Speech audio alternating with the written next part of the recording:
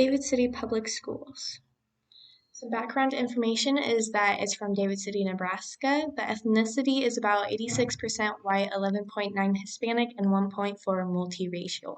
The social economic class of the students is pretty much even throughout the school because of the surrounding areas, and since it's such a small school, they get a variety of poor, middle, and upper class students. It's about 14 to 15 students for the class size, and 90% of the students there graduate. And the students attending last updated was 272 in the grades 7th through 12th. The school history. The public junior senior school was built in 1916 with additions made in 1985, 1993, 2017, and 2020. The 2017 edition basically just added some more seating area for the cafeteria and a new weightlifting area, and also some more entrances to go through. The school mascot is Scouts, and their school colors are red, white, and black. They also have sports records all the way from 1940, but they don't really give much about their school history. Faculty and staff overview. The student to teacher ratio is 11 to 1, which is pretty great because most schools are about 14 to 1 in Nebraska. Courtney Couch is the current principal of the middle and high school. There are 42 staff members currently working in the middle and high school.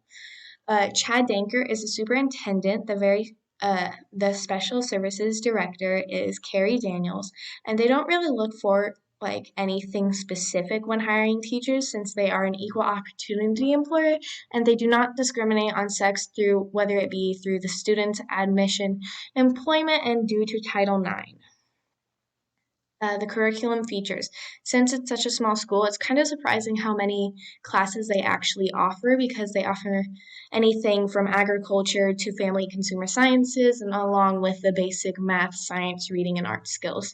They also offer many business classes such as accounting and entrepreneurship just to get those students in the right mind of, hey, you might be working in a business, and if that's something you look forward to, here are some classes to help you prepare for what you're going into.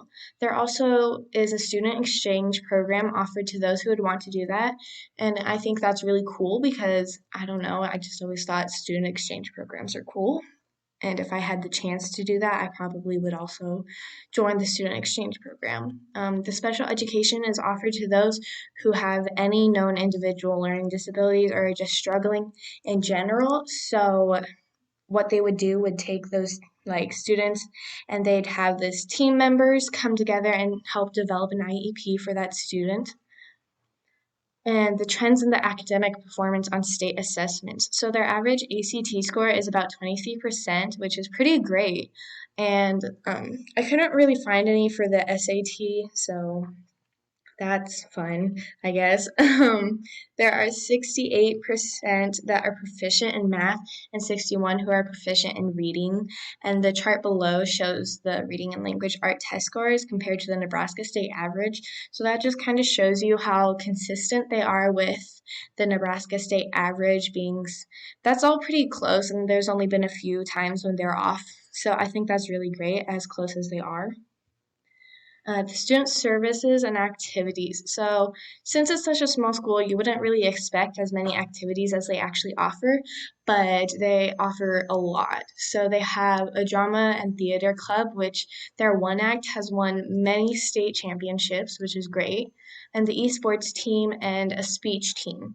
They also have all of the basic sports like volleyball, basketball, football, softball, everything like that. They also have a dance and cheer team, and so those two teams are really separate, they're not together, and I think that's really great that they offer a dance and a cheer team, so because some people don't like to cheer and some people just want to dance, so I think it's really great that there's two separate things offered.